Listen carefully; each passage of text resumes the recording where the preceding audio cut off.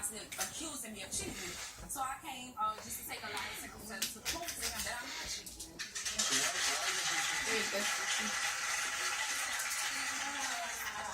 Instances I have cheated on him in the past. He knows about it. Don't judge me.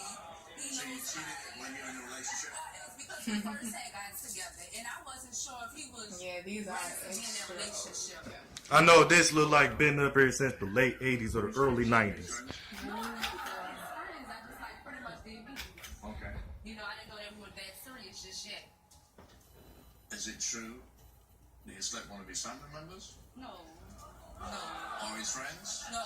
Why does he think that? No, he think that because my home is like a very Trying to make this real quick. southern hospitality. Because all that dust, rain dust. Yeah. That's first and foremost. Yeah. He invited his friends over. I have no problem with that. When his friends come over, I cook lemonade, tea, drinks, whatever. They all there. They can help themselves.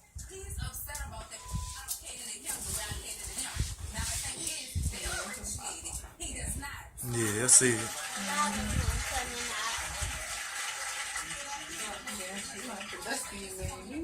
Yeah.